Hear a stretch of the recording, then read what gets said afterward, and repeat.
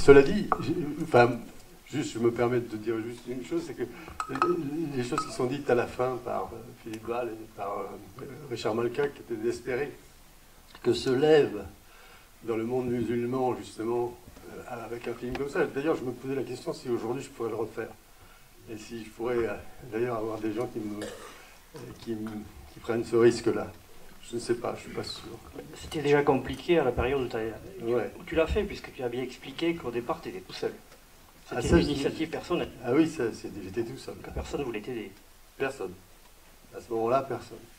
Voilà. Donc j'ai décidé de le faire seul, au départ, et puis au fur et à mesure que j'ai avancé, j'ai réussi à convaincre des gens dans cette affaire. Et je dois dire qu'à l'arrivée, les gens de Canal ont été formidables. Et comme j'avais promis qu'on irait à Cannes pour monter les marches, en étant en sélection officielle, ils ont eu la bêtise de me croire, mais en fait, ça s'est vraiment passé comme ça. Et donc, ça a ouvert des portes après. Ça rend les choses plus faciles. Cela dit, c'est vrai que ça a été la plus belle montée des marches de cette année-là, puisque c'est venu avec toute la rédaction de Charlie Hebdo et toute ma rédaction à moi. Donc, on avait fait la fête et on a eu... Saïd était là aussi, et qui était évidemment invité comme tous ceux qui avaient participé à ce film. Ça a été un grand moment de cinéma.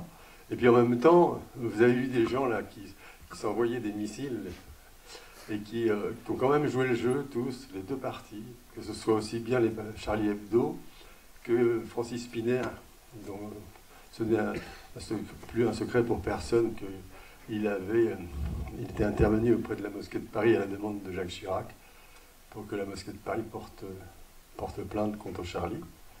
Donc ces gens-là, comme Francis Spinner par exemple, avec lequel je m'étais beaucoup affronté avant, je m'étais même fâché avant le procès avec lui là-dessus, parce que je ne comprenais pas pourquoi il avait fait ça. Et il m'a dit, mais tu comprendras après. Mais je voudrais raconter l'histoire plus tard, parce que je ne vais pas commencer par ça, puisque c'est vers la fin. Non, je crois qu'on va commencer par le témoignage du témoin principal. Voilà. Saïd. J'ai été aussi témoin, hein, moi. Ouais. Je n'en parle pas, non. Pouvez-vous nous dire comment on accepte être témoin dans un procès sur cette thématique? La première raison, elle est tout à fait évidente pour un Algérien qui croit à la liberté pour tous les hommes, y compris ceux du Sud. C'est que l'islamisme n'est pas une maladie française, algérienne, tunisienne, marocaine ou tchétchène, c'est une pandémie. Donc, partout où elle frappe, le minimum qu'on puisse faire, c'est de dire je suis là pour aider ceux qui portent la liberté. La deuxième raison qui m'a poussé moi-même, plus personnellement, à me porter témoin, Philippe Val le disait là, parce que j'avais discuté avec lui, je lui disais que ces gens qui déposent plainte parce qu'on aurait caricaturé, on a caricaturé le prophète, moi je me sens doublement insulté. Je me sens insulté parce que, au fond, on me dit, ces gens-là n'ont pas le droit de caricaturer le prophète de l'islam, parce que toi, demi-pensionnaire de la citoyenneté, on comprend que tu ne sois pas suffisamment cortiqué pour comprendre ce qu'est la dérision. Il n'y a pas pire insulte. On vous infantilise, sous-entendu, si c'était un chrétien, on caricature Jésus, Moïse ou Bouddha, il s'adresse à des communautés qui sont suffisamment adultes, équilibrées, sereines, pour savoir qu'on blague. Vous, il y a une somme de neurones qui permettent d'accéder à la situation adulte qui vous manque. Donc, il faut qu'on vous protège. En gros, vous êtes dans la maternelle de la vie pour l'éternité. Il est normal qu'on vous protège. Il n'y a pas pire forme de racisme que celle-là. Par ailleurs, je voulais aussi apporter un témoignage parce que, fondamentalement, ce qui se passe aujourd'hui et qui affecte le monde entier, nous, au Sud, en Algérie particulièrement, nous étions en plein dans la tempête à l'époque. Et j'avais beau alerter, Daniel le sait, des amis, François Hollande, François Bayrou et d'autres, pour dire à force de montrer de la complaisance ou de la condescendance avec l'islamisme, vous allez le payer chez vous.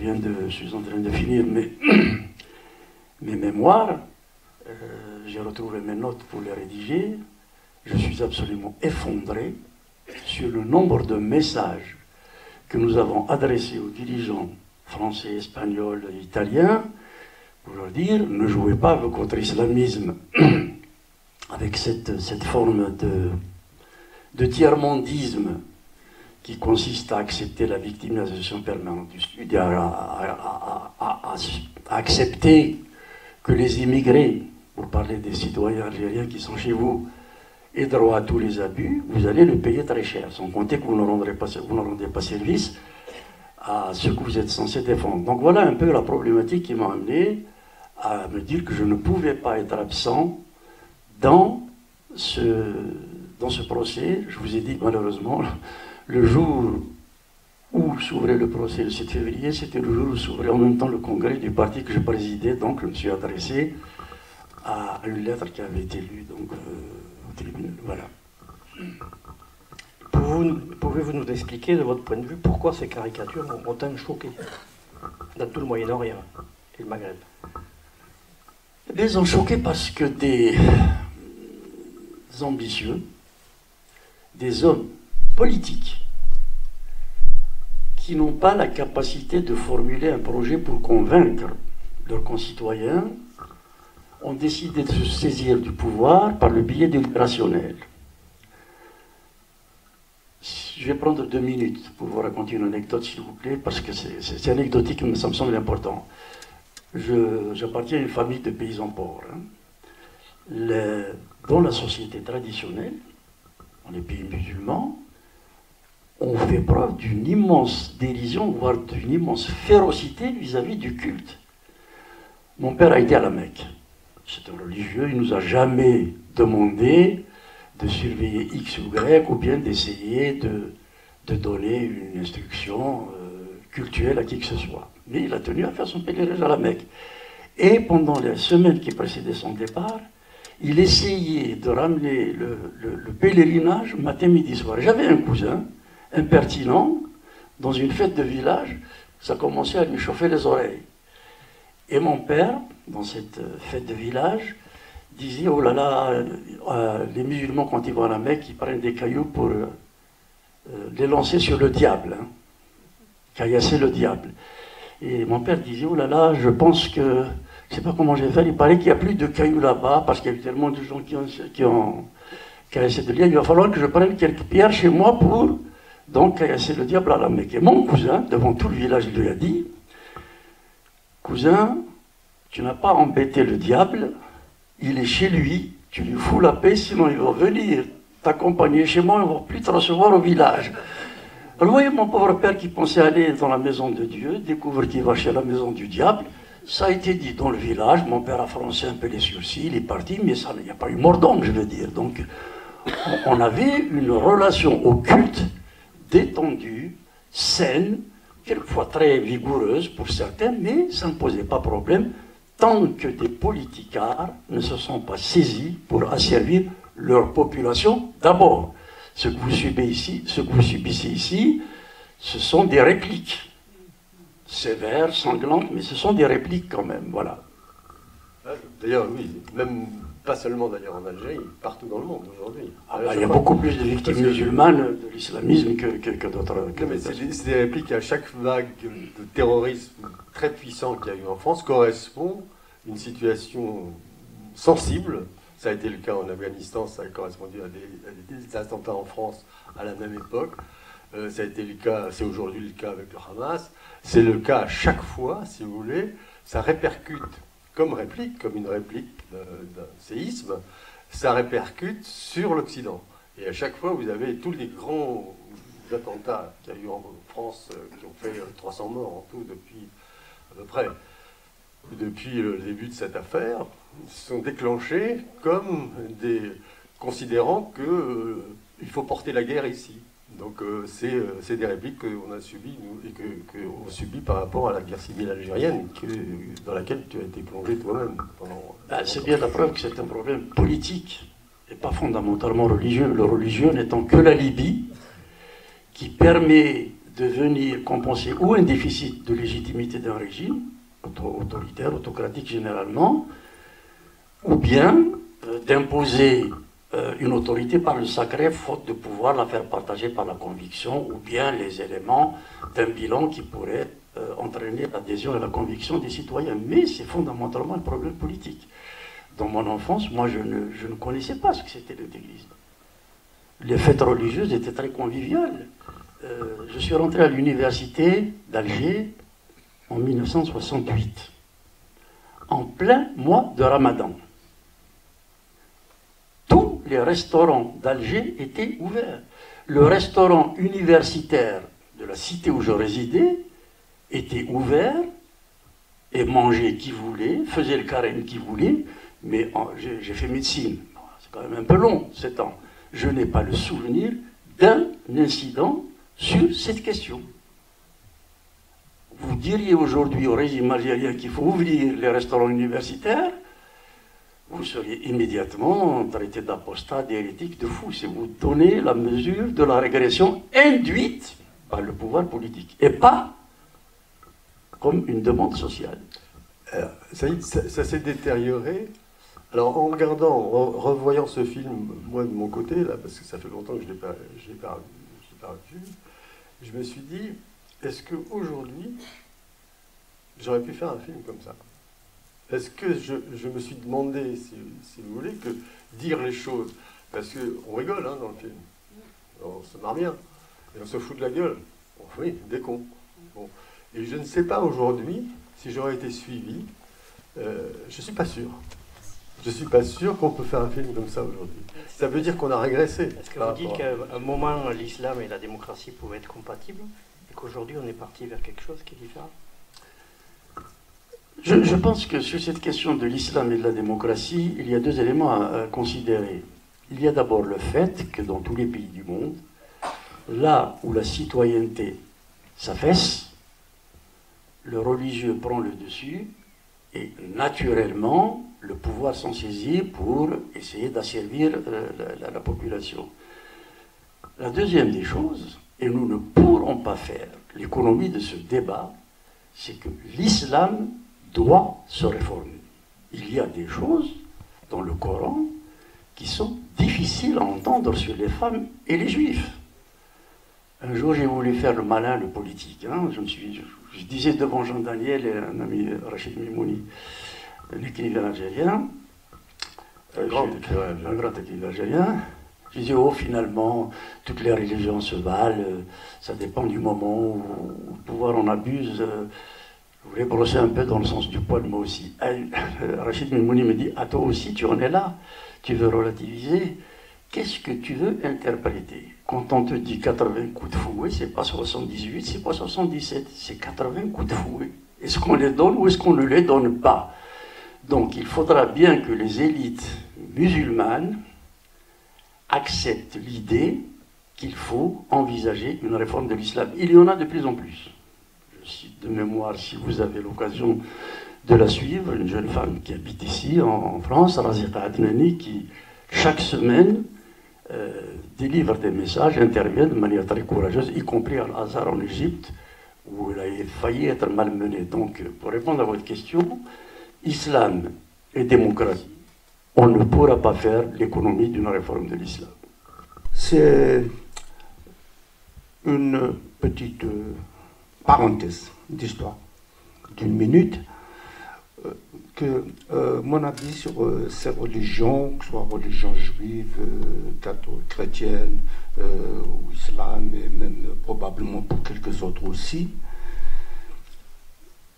on aura compris le caractère fondamental de tous ces problèmes que pose la religion, l'islam, on vit depuis quelques années, quelques décennies, les problèmes un peu partout dans le monde. La religion juive a été poussée jusqu'à la Shoah Donc, elle a vécu ça aussi. Et s'agissant de la religion chrétienne, elle a étalé le savoir et l'histoire, ont limité, disons peut-être, les problèmes, mais il y en a eu quand même. Les croisades en général, et petit exemple, cas que je voulais rappeler, nous sommes en Occitanie, donc pas très loin d'Albi, d'où je viens. Et à l'époque de la croisade des Albigeois, les troupes royales de France, qui luttaient contre ceux qui posaient des problèmes donc, dans cette religion, commençaient à voir que la résistance était plus forte que prévu, que gérable. Donc elles ont pris ils sont revenus, les méthodes traditionnelles ne suffisaient plus. Alors ils ont pris de l'ordre, demandé de l'ordre à la royauté, je pense, au roi, pour dire comment faire parce qu'on n'arrive pas, parce que etc. Et la réponse est tombée, tuez-les tous, Dieu reconnaîtra les siens. Voilà, je vous remercie. Oui. Oui.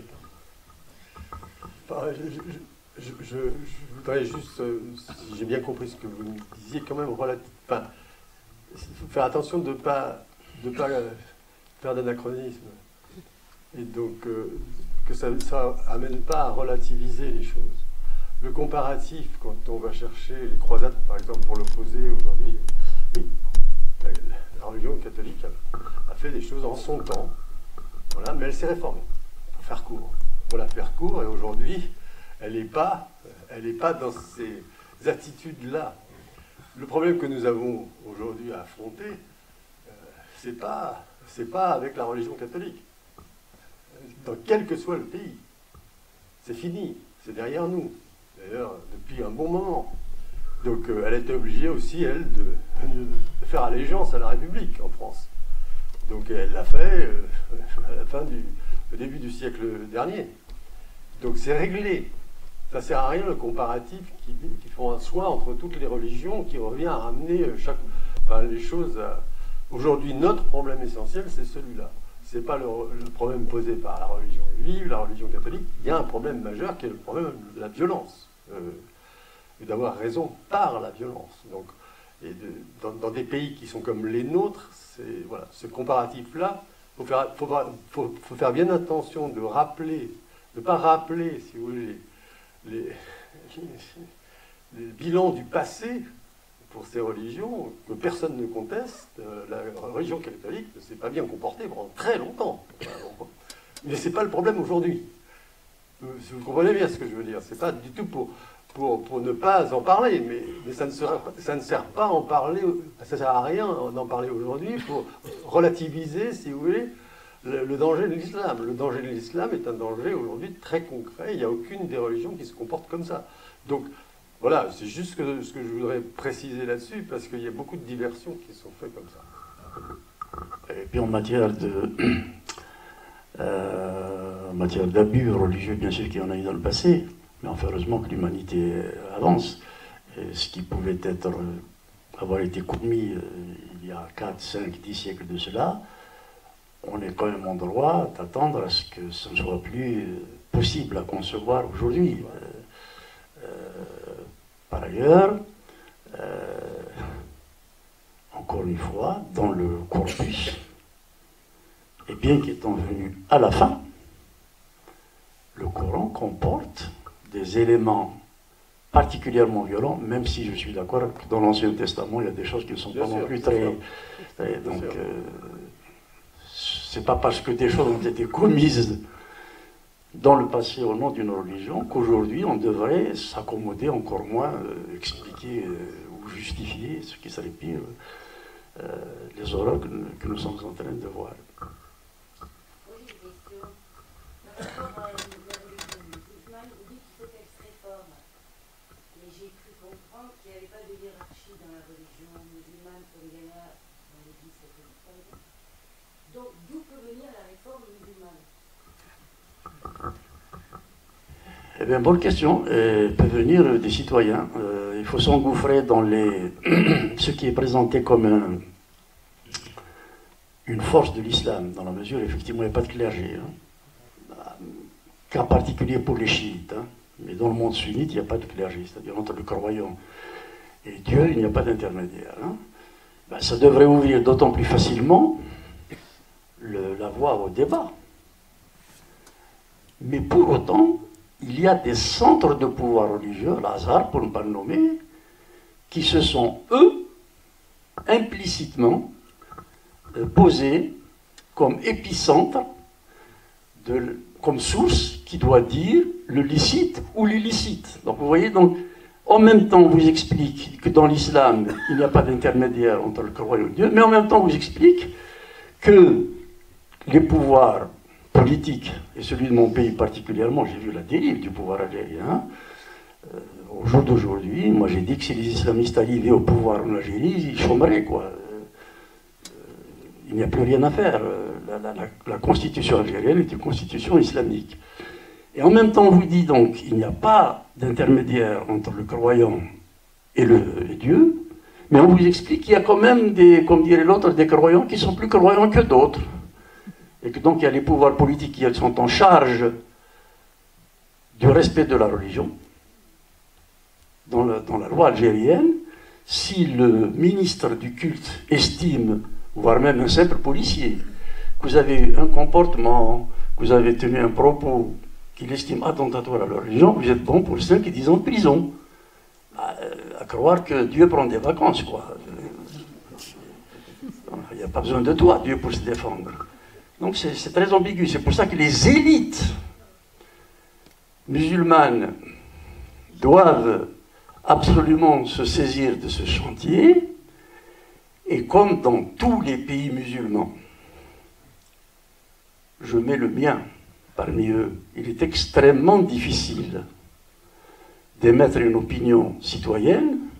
Je pense que, pour répondre plus précisément à votre question, que c'est dans la diaspora que ce débat doit être mené, parce que le débat est possible. Mais dans la diaspora, c'est aussi là qu'est exportée cette violence de l'islam. Et donc, et d'ailleurs, les populations qui ont émigré en France, d'une certaine manière, sont porteuses de ça, une partie d'entre elles. Donc, il y a un problème fondamental.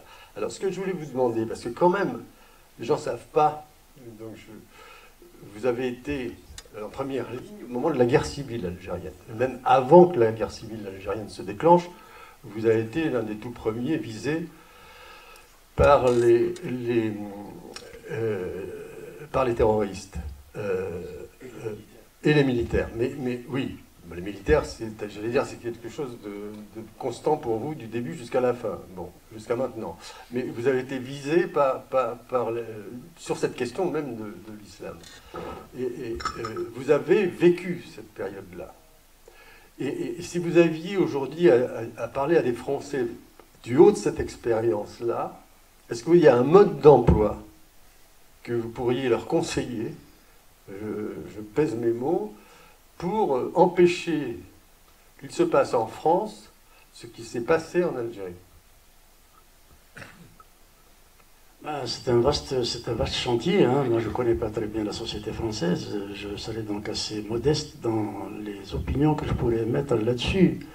Mais ce que j'observe, c'est que même en France, les élites sont en train, sinon de démissionner, du moins de se laisser aspirer par une paresse intellectuelle, disons, assez préoccupante. Mais plus grave, c'est que des forces qui se disent de gauche, aujourd'hui, entament une espèce de jonction a priori contre nature, mais qu'on vérifie quotidiennement, et qui s'exprime de manière de plus en plus toxique pour constituer un binôme de ce qu'on appelle maintenant l'islamo-gauchisme. Hein. Et si les élites françaises, libérales, au sens le plus noble du terme, hein, ne se décomplexent pas vis-à-vis du Sud, Moi, je n'ai pas besoin qu'on me respecte parce que j'ai été un ancien colonisé. J'ai besoin qu'on me respecte comme un être humain égal et qu'on ait des rapports horizontaux avec tout le monde. Les élites musulmanes, qui sont quand même majoritairement, on va dire, rationnelles, je parle de celles qui vivent ici, auront beaucoup de mal à faire entendre une voix positive, structurante d'une pensée citoyenne, lorsqu'on voit que la classe politique, le monde syndical, le monde médiatique essaye de justifier, voire même de légitimer l'idée que le musulman, quoi qu'il fasse, doit être entendu, soutenu, y compris dans ses outrances. Vous avez entendu Charlie, oui, c'est peut-être pas très bon, mais finalement, est-ce qu'ils ne l'ont pas un peu provoqué? Maintenant, dès qu'on est un peu basané comme moi, si j'écoutais ces gens-là, je pourrais faire à peu près ce que j'ai envie de faire de vous tous ici, au motif que je suis un enfant de la colonisation et que j'ai souffert, et que donc il y a une espèce de réparation pour l'éternité qui m'autorise à être un insoumis éternel. Donc je pense que la société française a une double responsabilité vis-à-vis d'elle-même et vis-à-vis d'une possibilité de faire émerger des diasporas, tunisienne, algérienne, marocaine, peu importe, turque pour ce qui est de l'Allemagne ou autre, une pensée adulte, honnête, loyale vis-à-vis d'eux-mêmes. Et ceux qui aujourd'hui, les indigènes de la République, et j'en passe, expliquent que ce que font les jeunes dans les banlieues, ou bien la toxicomanie avec une porosité dangereuse avec l'islamisme, soit dit en passant, hein, doit être traité avec modération parce qu'elle implique beaucoup d'enfants de la diaspora, ne rendent pas service à la société française, mais surtout enfonce et donne une visibilité à une minorité qui empêche la majorité de s'exprimer. Mais je vous garantis que je connais plein de compatriotes ici. J'ai fait récemment une conférence à Montpellier. Et la veille, nous étions dans la célébration du Nouvel An berbère. Nous étions 450. Il y a le maire de Montpellier qui est venu nous rendre visite, etc. Sur les 450, il n'y avait pas un intégriste. Hein. Mais c'était des gens du Sud qui n'avaient pas cette fascination du damné de la terre. Donc nous étions à la limite des gens qui n'apportaient rien, des gens qui n'étaient pas exotiques, des gens vers lesquels qui ne demandaient pas réparation. Nous étions sans intérêt. C'est très compliqué, mais je pense que l'émergence d'une pensée critique dans la communauté musulmane pour être audible suppose une alliance avec la pensée démocratique française. Je veux dire, je ne vois pas pourquoi on va se gêner. Hein. Les frères musulmans, c'est une internationale islamique. Hein. Ils ne se posent pas la question de savoir s'ils viennent d'Afghanistan, d'Iran, de Syrie ou d'ailleurs. Quand ils doivent faire leur bombinette, ils s'en rendent compte tout de suite. Alors, essayons de trouver des paradigmes, une matrice dans laquelle nous aussi, nous pourrions nous faire entendre, et je suis persuadé que nous sommes une écrasante majorité. D'ailleurs, en observant, bravo. D'ailleurs, en observant la manière dont, effectivement, on affronte ces questions au plus haut niveau en France, on se demande effectivement comment on pourrait, à partir du moment où on ne fait pas ce travail sur nous-mêmes, pour ne pas avoir à considérer, si vous voulez, que par définition, ces populations doivent être excusables à tout prix, parce que c'est des victimes intrinsèques, par définition. On ne les aide pas. Je ne vois pas si nous ne sommes pas exigeants vis-à-vis de ça, nous, Français, oui, avec notre histoire, avec notre passé, etc., si nous n'exigeons pas, si nous ne défendons pas ces choses-là, je ne vois pas comment eux, on peut les aider. Vous voyez, tu parlais tout à l'heure de l'islamo-gauchisme et de la façon dont ces gens frayent avec l'islamisme qui tue régulièrement. À partir de là, comment voulez-vous que se dégage des populations qui sont sous la coupe de ces gens-là, qui en profitent d'ailleurs souvent à titre électoral, parce que c'est parfois un bonus électoral qu'ils cherchent à travers ce genre de choses. Comment voulez-vous que les populations concernées elles-mêmes puissent s'accrocher à quelque chose, qui sont transplantées? Donc la responsabilité, elle est la leur, elle est celle aussi de ces populations-là, mais elle est d'abord avant la nôtre. C'est ça que les gens ne comprennent pas quand ils font ce genre de choses. C'est que, par respect même pour l'émancipation de ces populations, il faut être soi-même. Et face à ces autres-là, être capable de dire quelles sont nos qualités, nos valeurs, et de ne pas y renoncer en permanence, en race campagne en permanence. Donc ça, je crois que c'est quand même une chose, je ne sais pas si tu es d'accord avec moi, Saïd, c'est-à-dire, je crois que c'est une chose qui nous unit. On a longtemps discuté de ça ensemble. Il y a vraiment un vrai problème en France. Hein. Je vous disais que je suis en train d'écrire mes mémoires, donc c'est pas pour faire de la pub. Hein. C'est pour vous dire que j'ai relu les notes que j'ai prises dans les années 90. Et le nombre d'articles que j'ai retrouvés, dont j'ai donné de larges extraits, de quotidiens comme Le Monde ou Libération, qui essayaient de nous expliquer que le fils, je vous la fais courte, hein, le fils, donc le parti islamiste, hein, le parti islamiste, était ce qui nous convenait le mieux au temps, et que ceux qui ne comprenaient pas ça, c'était des enfants néocolonisés. Non. Et comment voulez-vous que je reçoive ça? Moi, lorsque je vois que ces mêmes journaux écrivent que le Front National à l'époque et le Rassemblement National aujourd'hui est indigne de figurer dans la scène politique française. Je ne dis pas qu'il faut ou qu'il ne faut pas. Je suis simplement en train de vous dire qu'il y a une forme de racisme, de suprémacisme blanche, y compris dans la presse dite de gauche, qui consiste à dire que ce qui est intolérable, insupportable, inadmissible pour l'homme blanc que nous sommes, doit être nécessairement recommandé, voire imposé, au Sud. J'ai enterré 123 militants de mon parti, tués par des islamistes. Nous avons passé une bonne partie de notre existence dans les prisons des militaires algériens. Pour ces deux titres notamment, nous étions des éradicateurs. L'écrivain dont Daniel a donné la citation, avec ces gens-là, si tu pars, tu meurs, si tu tues, tu meurs. Tarjaout al-Ordi, il meurt. Libération, pour Libération et Le Monde, c'était un éradicateur. Je le connais parce qu'il est de chez moi, en plus c'est un ami intime. Je vous assure qu'il était incapable de faire du mal à une mouche. Et pour Le Monde et Libération, enfin, disons les écrivains qui traitaient de l'Algérie dans Le Monde et Libération, les islamistes, c'était des réconciliateurs. Alors nous étions des éradicateurs, démocrates algériens, les islamistes étaient des réconciliateurs. La mort commence souvent par le mot.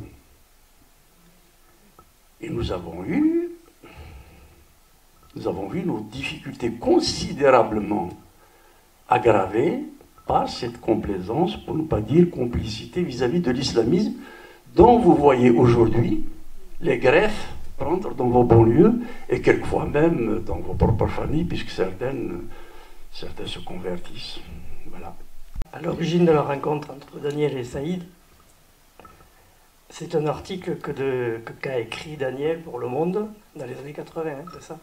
En juillet 80. Voilà, et cet article, une fois qu'il a été terminé, qu'il l'a présenté à son rédacteur en chef, il a été classé sans suite, ils ont refusé de le publier parce qu'il ne voulait pas du tout parler du problème kabyle. Et c'est à ce moment-là que Daniel Lecomte a quitté Le Monde.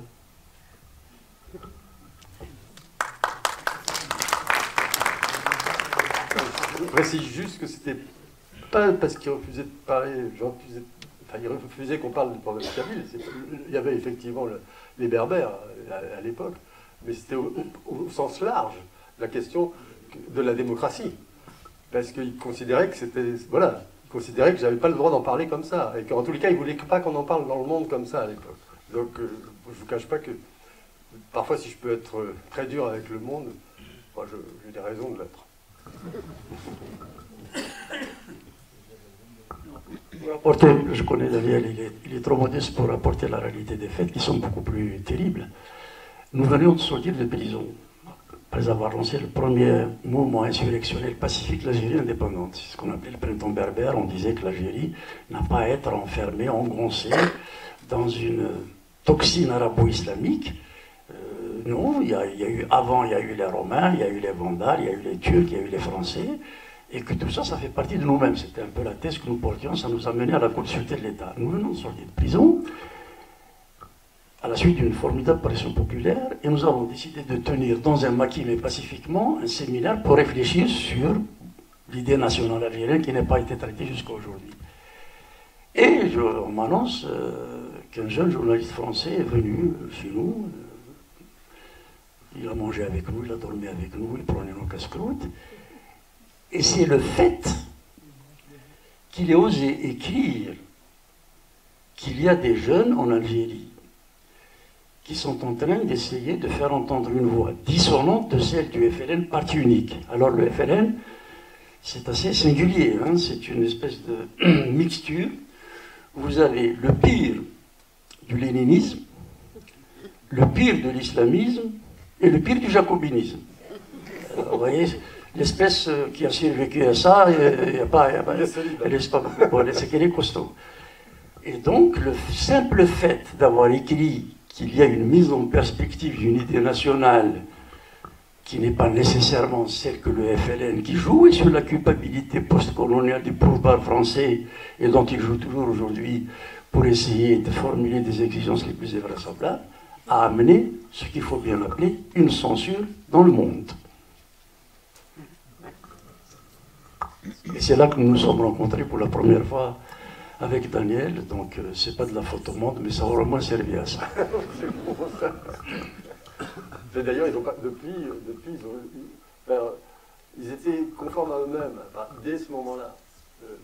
Ils étaient conformes à eux-mêmes dès ce moment-là, puisque en fait, ils n'ont fait que décliner la même chose plus tard. Je les ai retrouvés sur ma route constamment, et en particulier sur la période de la guerre civile, puisque à l'époque, il y avait un fameux, vous savez, un fameux slogan qui était sorti, qui s'appelait le qui tue qui, qui était pour savoir qui tuait en Algérie. Vous savez, c'est massacre, parce qu'on parle de ce qui s'est passé avec le Hamas le 7 octobre, mais c'est de même nature ce qui s'est passé en Algérie à un moment de la guerre civile.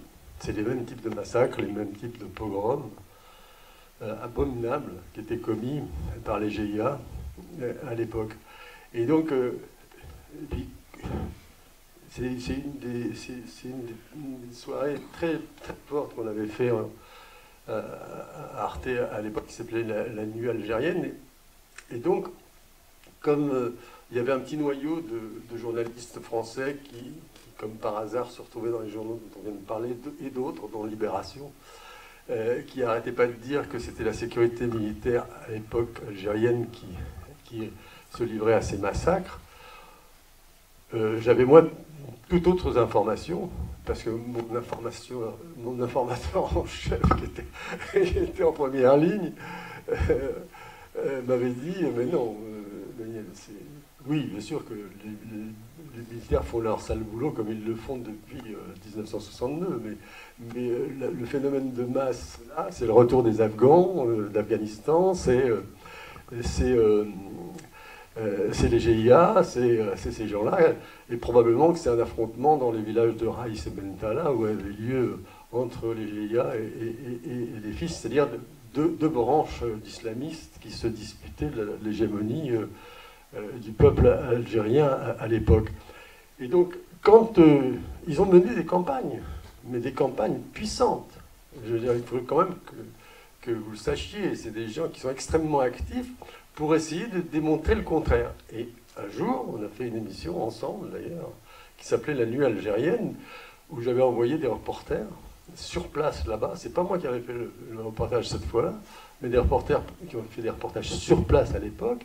Et je leur ai dit, je veux pas un mot de commentaire. Je veux que des faits. Point barre. Et donc, les gens qui ont travaillé, Véronique Tavo en particulier, formidable travail, elle revient et elle raconte ce qui s'est passé à Raïs et Bentala, les deux villages en question. Et il y avait tout. Elle avait tout documenté, elle avait filmé ça en situation. Là, c'était machin qui s'appelait truc, c'était un mec du fils, avec l'autre, la porte d'à côté, c'était un mec du GIA. Et donc, il raconte le massacre tel qu'ils se sont déroulés. Et cette soirée que nous avons faite ensemble, d'une certaine manière, je ne crois pas qu'on peut... Enfin, elle a changé d'une certaine manière... C'est un moment de bascule dans l'opinion. En Algérie et en France, d'ailleurs. C'est Voilà. un moment de bascule, oui. Et donc, alors, je ne sais pas pour me pousser du col cette fois-ci, mais en même temps, je raconte cette histoire parce qu'elle est significative. C'est que quand on a fait cette émission ensemble, c'est la plus grosse audience d'Arte qu'il y a jamais eu. Sous-entendu, alors que ça n'intéressait pas les Français. On a pris l'antenne à 4%, je crois, on l'a rendu à 21%, à minuit le soir. Donc ça intéressait les Français.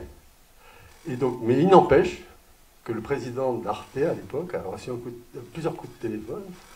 Et le soir même et le matin, il m'a appelé en disant « Daniel, j'ai reçu 4 coups de téléphone. » Et donc, ces 4 personnes qui ont demandé ta peau. Donc, ils veulent que je te vire, évidemment. Il en est hors de question. Mais c'était des gens influents.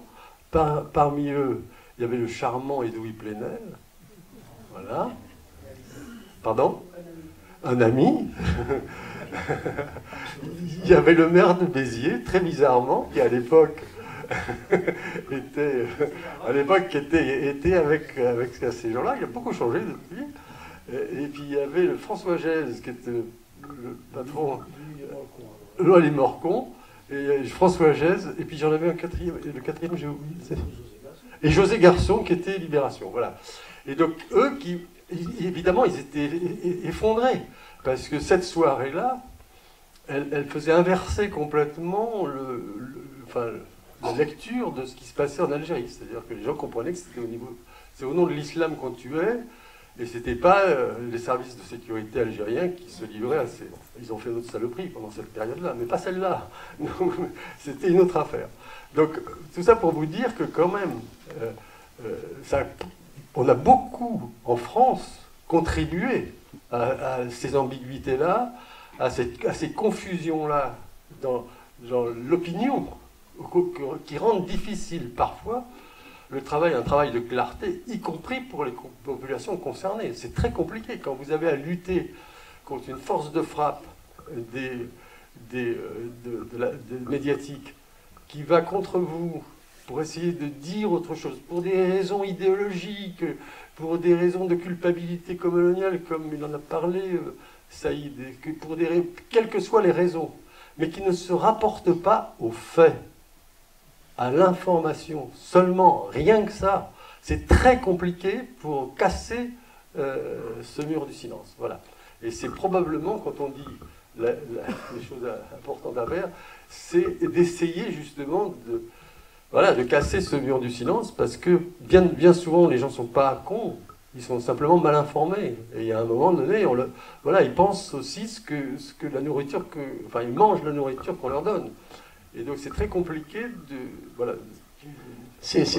On en parle, c'est pas tellement pour ressasser le passé, c'est pour dire d'où est partie cette espèce d'épidémie qui maintenant envahit vos banlieues et ailleurs. C'est-à-dire c'est venu de loin. C'est cette condescendance, cette volonté de disculper les islamistes algériens dans un premier temps, de leur turpitude, de leur dangerosité, de leurs ambitions que par ailleurs ils revendiquaient, qui a fait que une bonne partie de l'opinion publique française de bonne foi, voyant une mosquée qui héberge là un imam qui dit on ne peut pas dénoncer une islamophobie à tort et à raison, se faire aider par des gens qui étaient derrière lui, soutenir, s'offrir des tribunes, tout cela, ça a fini par se décliner par une espèce de solidarité vers le Sud, qui aujourd'hui se manifeste par des exactions dont vous connaissez, hélas, les manifestations souvent sanglantes. C'est terrible à combattre. C'est un de soi, d'abord, je parle de certains de vos journalistes, Et cette forme de vouloir, cette manière de vouloir... Moi mes parents, c'était des résistants algériens, donc je suis bien placé pour vous parler de... J'étais un enfant qui a souffert de la colonisation, mon père a été arrêté en 1955, mais je refuse d'être assigné à cette victime. La guerre est finie, parlons d'autre chose, et si je fais une bêtise ou une erreur, ou a fortiori une faute, je dois en répondre, ici ou ailleurs. Eh bien, ces médias et les politiques qui sont derrière eux n'hésitent pas à faire des montages qui mènent à la banalisation du crime. Et c'est totalement contre-productif. En disant en Algérie que c'était les militaires qui commettaient, parce que c'était leur thèse, qui commettaient des assassinats de masse, des massacres de masse, je vais vous dire ce qui s'est passé. Des démocrates algériens qui étaient foncièrement anti-islamiques, voyant tant d'outrecuidance s'exprimer de la part de ces journaux français, n'ont pas soutenu les militaires, mais ont arrêté de les critiquer. C'était totalement contre-productif. Mais, pendant une vingtaine d'années, pour cette élite française de gauche, l'islamiste, c'est la victime, c'est le réconciliateur. Le démocrate algérien, c'est l'éradicateur, étant entendu que si vous dites « je suis contre les islamistes », vous êtes un affidé des généraux, hein, même si vous avez été torturé, emprisonné, licencié, etc., etc. Donc il y a eu une immense responsabilité historique de ces élites françaises dans ce qui se passe aujourd'hui en France, et ce qui rend extrêmement difficile l'émergence d'une pensée citoyenne dans la diaspora. Ça ne veut pas dire qu'il ne faut pas faire. Moi j'écris, je me bats toujours, et je continuerai, mais il vaut mieux savoir que l'on part de loin. J'insiste effectivement, c'est pas pour le plaisir de me payer certains de mes confrères. Hein. Je dis tout ça, je vous le dis très franchement, j'ai passé cet âge-là, mais parce que ça a été quelque chose de maléfique. Parce qu'on a quand même un devoir d'informer, si vous voulez, sur ces sujets-là. Il faut que... Pourquoi il y a eu beaucoup de déni? On n'a pas parlé de la question du déni. Parce que la question du déni de la réalité, c'est une question centrale dans le naufrage aujourd'hui dans lequel on se trouve vis-à-vis de ces jeunes de banlieue. C'est-à-dire, à aucun moment, on a imposé un discours de la raison à ces gens-là. À aucun moment, on leur a imposé la réalité des choses. Saïd disait, moi je ne veux pas qu'on prenne comme un colonisé, donc comme quelqu'un, non, c'est fini. Même les débats mémoriels qui ont eu lieu sont stupides, auxquels on a assisté en France ces dernières années. C'est absolument stupide. C'est que en quoi les petits-enfants ou arrière-petits-enfants, les gens qui ont colonisé l'Algérie en 1830 doivent rendre des comptes à des arrière-petits-enfants de gens qui... C'est absurde. Depuis quand, de père en fils, on est responsable depuis la nuit des temps pour ce qu'ont fait nos aïeux? C'est le contraire de la raison. Et pourtant, c'est sur cette machine infernale-là qu'a fonctionné la question mémorielle. C'est très dangereux parce que ça amène à une forme d'aliénation de l'opinion publique qui est Encore une fois, ce n'est pas du tout pour vous ressasser ce qui s'est dit, c'est fait il y a 10, 15, 20 ans de cela. C'est parce que ça dit aujourd'hui. Encore une fois, moi je ne suis pas français, donc je regarde ça d'un peu loin. Je sais que ce qui vous touche me touche et ce qui me touche vous touche. Donc on a intérêt, dans une galère comme celle-là, à essayer d'établir les passerelles les plus solides possibles. Mais je viens d'entendre que 2 journalistes qui ont été coupables de soutien à Daesh, ont été recrutés dans un organe média public et qu'un journaliste que je ne connais pas du tout, mais dont j'appréciais le chronique, vient d'être suspendu, je crois, suspendu, parce qu'il aurait eu l'idée éventuellement d'envisager d'écrire un livre avec Jordan Bardella, c'est ça? Mais je pensais qu'on était sorti de ça. J'ai lu en prison un bouquin de Solzhenitsyn. Vous connaissez l'histoire, là, le bonhomme qui voulait défier le KGB, sont donné prise à un motif d'inculpation. Alors il agressait les gens du quartier, l'ont signalé là-haut, mais on n'arrivait pas à le coincer. Et puis un jour, la sympathie qu'il gagnait dans la population commençait à agacer les camarades du parti. Il a été arrêté, présenté devant le juge. Alors je vous donne pensée subversive en gestation. On est là-dedans. Vous êtes là. Un Algérien qui vous plaint, c'est quand même pas banal. Hein.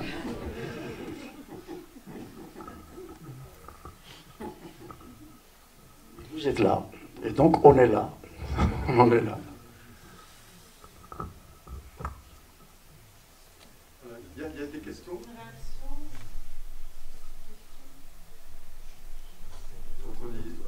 Contredisez-nous, c'est pas normal. On dit des horreurs, donc allez-y.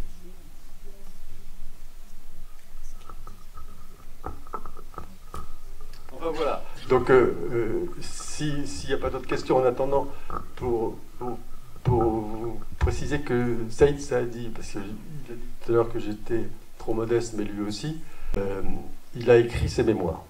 Il vient de terminer le 4e tome de ses mémoires et j'ai lu les 3 premiers.